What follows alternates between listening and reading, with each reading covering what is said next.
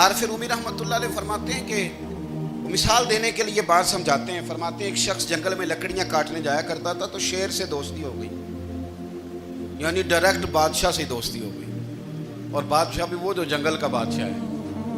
جنگل کے بادشاہ سے دوستی ہو گئی. اب وہ لکڑہارا غریب آدمی تھا, لکڑیاں تو کاٹنی ہوتی تھی. تو وہ جنگل کا بادشاہ اعلان کر دیتا جانوروں کو کہ میرا دوست آیا, ایک تو کوئی تنگ نہ کرے, اور دوسرا یہ کہ سب لوگ مل کے اس کے ساتھ تعاون کریں. کبھی کوئی جانور لکڑیاں اکٹھی کراتا, کبھی کوئی اپنی پشت پہ گدھا, بیل, گھوڑا, خچر رکھ کے وہ لکڑیاں باہر چھوڑنے آتا. تو اب اس کی بڑی دھوم مچ گئی جنگل کے اندر. لکڑہارا مزدور تھا, وہ بادشاہ سے دوستی کر کے بادشاہ ہی بن گیا. وہ گھر آ کے نا بیوی کو اکثر بتاتا کہ میرا ایک دوست ہے, میں جاتا ہوں تو ساری پہلے ہی مخلوق کھڑی ہوتی ہے میرے استقبال کے لیے. دوستی جو بڑے سے ہو گئی ہے. بنا ہے شاہ کا مصاحب تو پھر ہے اتراتا, وگرنہ شہر میں غالب کی آبرو کیا ہے.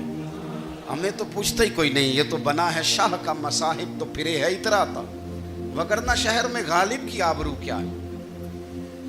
تو وہ لوگوں کو بتاتا, بیوی کو بھی بتاتا دوست ہے. تو بیوی کہنے لگی اتنی تو تعریفیں کرتا, یہ نہیں بتایا کہ وہ جنگل کا شیر ہے, پر نیرا دوست بتا دیا. بیوی کہنے لگ گئی کہ تو اتنا جو اس کا ذکر کرتا ہے تو کسی دن بلا نا, بلا کسی دن تاکہ اس کی دعوت کریں.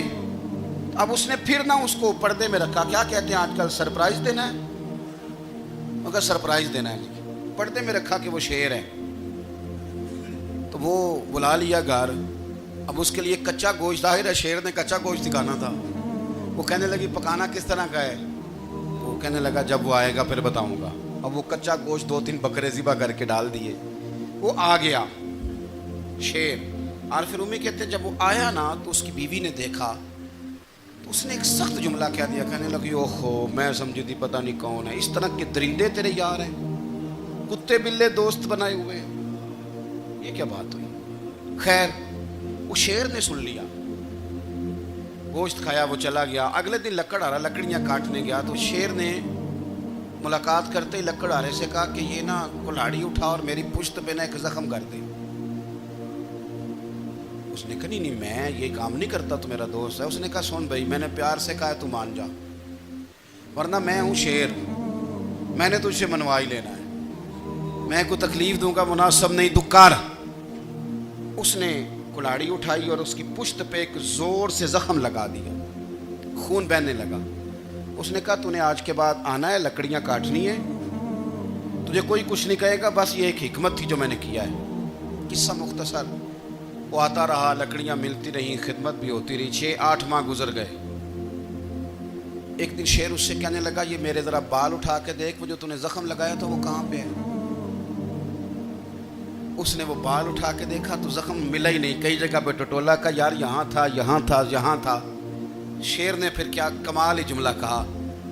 اس نے کہا کہ وہ جو کلاڑی کا زخم تو نے لگایا تھا نا وہ مکمل ہو گیا, لیکن تیری بیوی کا جو لہجہ تھا اور اس کی جو تلخی تھی وہ آج تک میرے ذہن میں موجود ہے, وہ ابھی بھی مجھے تکلیف دیتی ہے.